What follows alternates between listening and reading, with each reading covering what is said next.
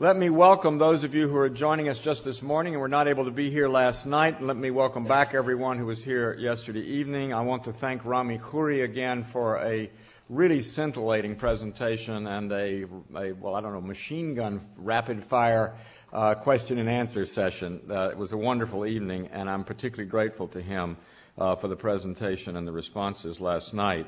We're beginning today really from the top, as it were, with President Lawrence Summers.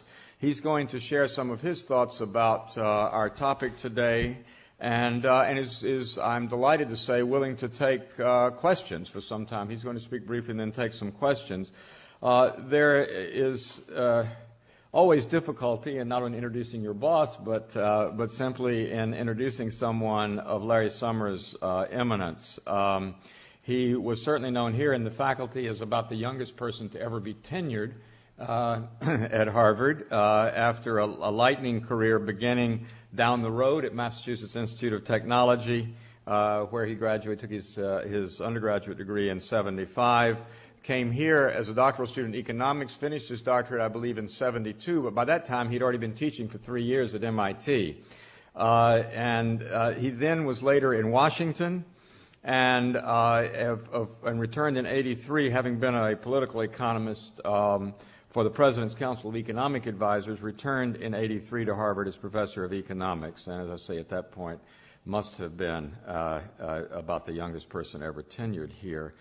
He took leave again from Harvard to be back in Washington, and I think it's indicative of his ability to move back and forth between national and international worlds, both working at the World Bank as chief economist there, and then, of course, later, as you know, as Undersecretary of the Treasury for International Affairs, and then as Deputy Secretary, and finally as Secretary of the Treasury in 1999.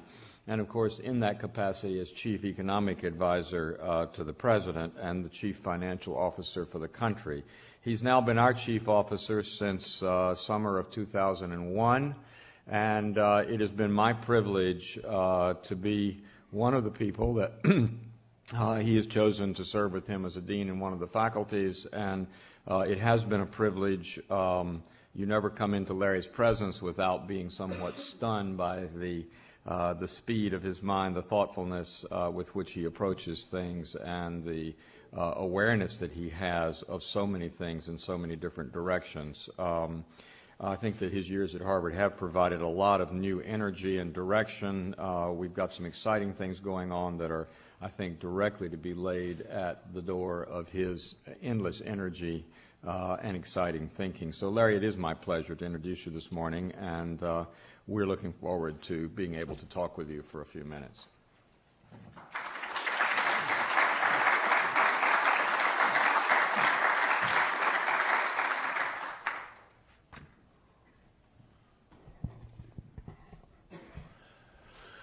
Bill, thank you very, very much for that generous introduction. It did slightly remind me of the occasion in Washington when I was asked to introduce President Clinton before a very, very large financial group, and I extolled Bill Clinton's virtues in terms of reducing budget deficits and surpluses and being profoundly financially rectitudinous. And he said, he got up and stood here like this, and he said, "Larry, you have just demonstrated one of my most important laws of political life.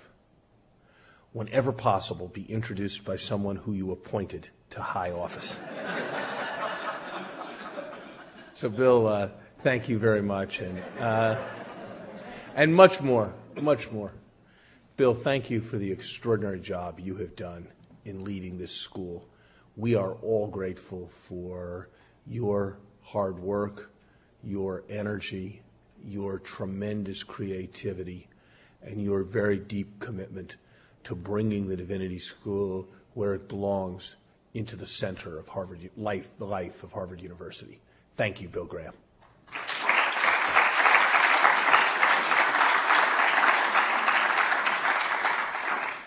I couldn't help but reflecting as I saw people who were distinguished and who've been associated with this school, like my good friend Bill Rayner, the head of your Dean's Council, who was centrally involved in the financial markets for a number of years in Washington, and John Whitehead here, and thinking about the Divinity School, and thinking about the challenges my good friend Ben Bernanke faces with a 7% of U.S. GNP current account deficit, that Ben Bernanke may not know it, but he needs all the help from the Harvard Divinity School that he can possibly get as he moves into his new role. You know, I think of a gathering like this and the presence of someone like me at it as reflecting one of the very important surprises of the second half of the 20th century and the beginning of the 21st century. 50 years ago, economists and other social scientists would have supposed that by 2005, it wouldn't be of central importance to discuss the role of religion in national and world affairs. By the 1960s, as we witnessed increasing economic well-being and an increasing parade of scientific and technical advance, many predicted a declining interest in the suprarational meanings of religious faith. The sacred, it often seemed, was about to be swallowed by the secular in its wide modernist maw. We, and those who made that prediction, I probably would have made it except I was too young to have an opinion on the question, could not have been more wrong. The obvious and important exception of Western Europe, the world has seen a widespread resurgence of religion. Stand on a street corner in the developing world today and you can feel the growing vibrations of two things: market capitalism and religious enthusiasm. Pentecostalism alone, a Christian faith barely 100 years old, has exploded with such force that Professor Harvey Cox predicts that it will soon have 500 million followers across the globe, astonishing when compared to a global Catholic population of about 1 billion.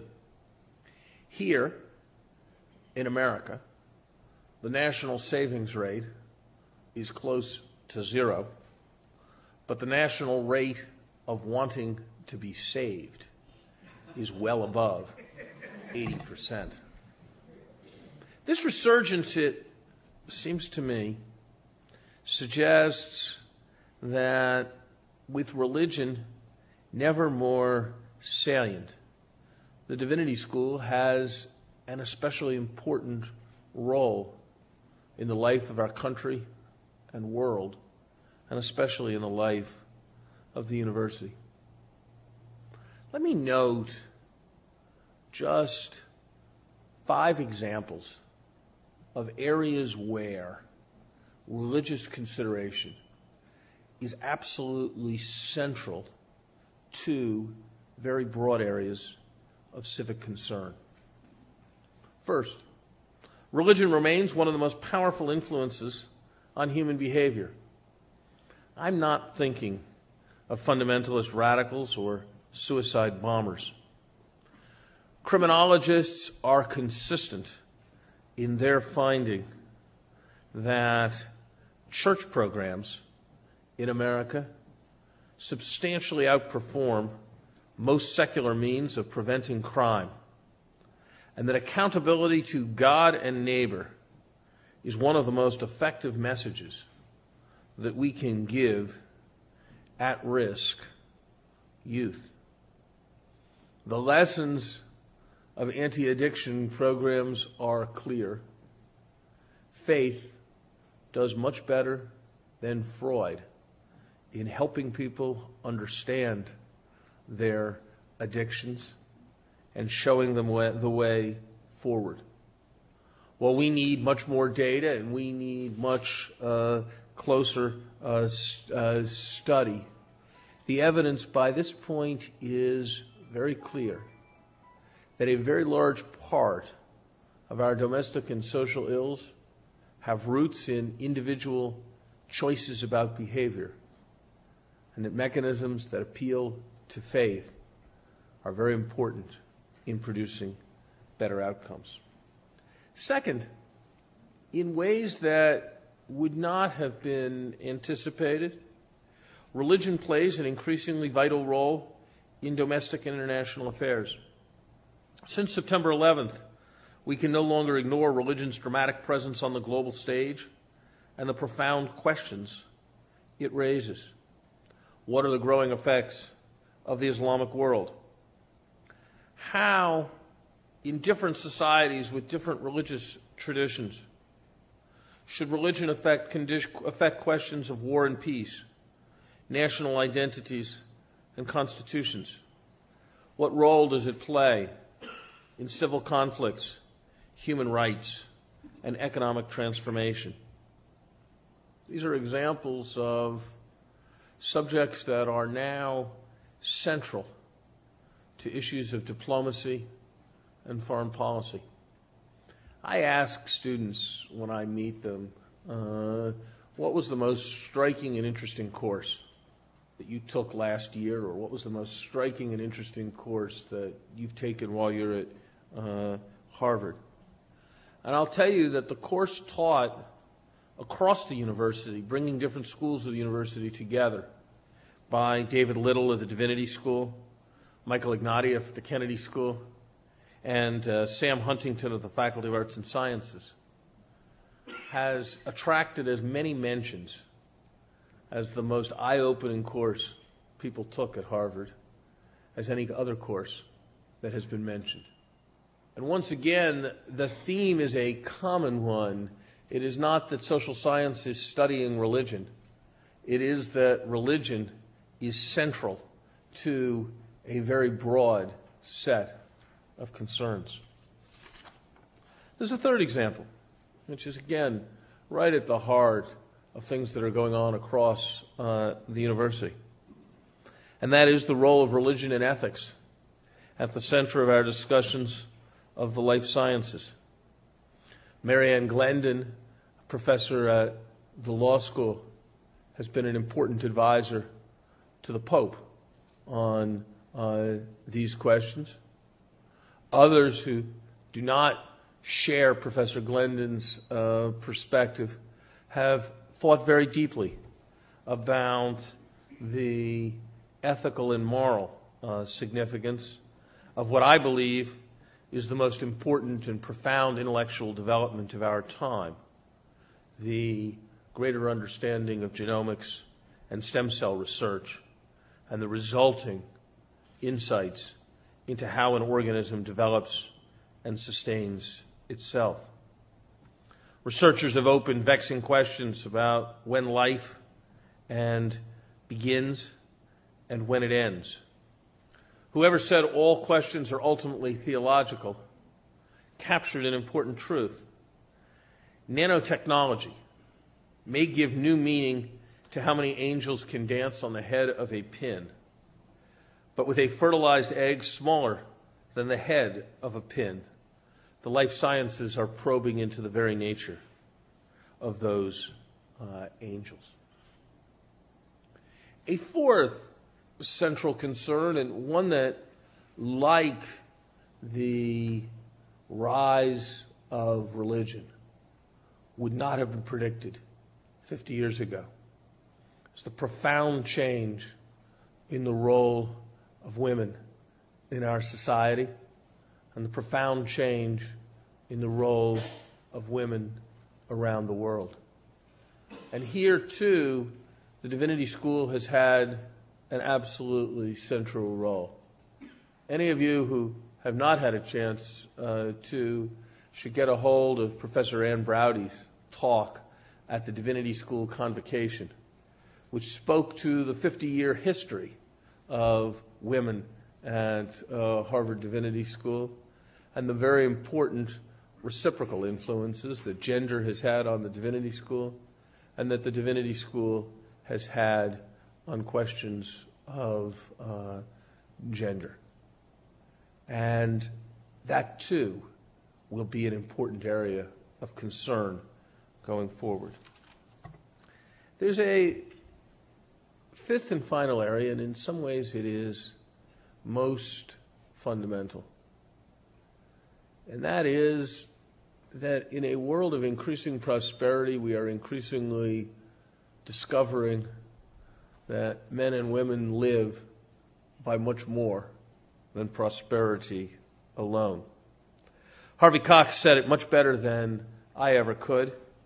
He wrote, "While the long march of the consumer capitalist sweeps from longitude to longitude, reaching now even those last bastions that still on paper have state-controlled economies, a second crusade is encircling the globe with if anything, even more spectacular success. It is a religious crusade. Despite solemn assurances of his demise by modernization theorists, God, or more correctly, the gods and goddesses, have staged a remarkable resurrection in the late 20th century.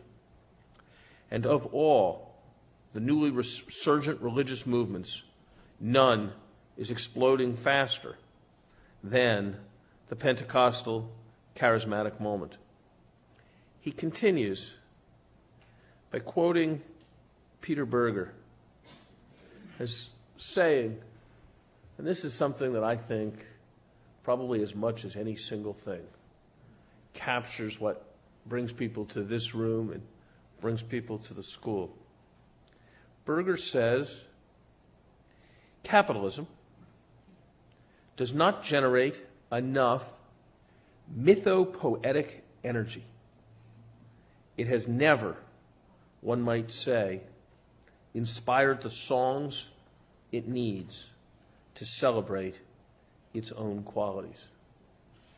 It is to understand these questions, the soul as well as the sail, women in our world, changes in the conception of life itself, religion as a shaping force in global affairs, religion as a shaping force in individual lives.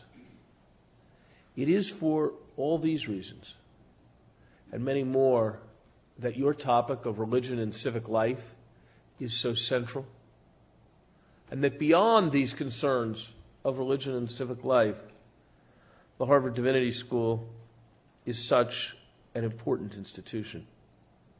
I hope you have the chance before you leave today to explore the campus and to meet many of the stellar students and faculty. They come from every major religious tradition, 55 denominations, and an infinity of backgrounds. The Divinity School is now, under Dean Graham's leadership, engaged to a much higher degree than perhaps ever in the 20th century. I was going to say ever in its history with the rest of the university, and then it occurred to me that at the founding of the university, the Divinity School was the university, so that would be an exaggeration. So I think the right statement is more than any time in the last century.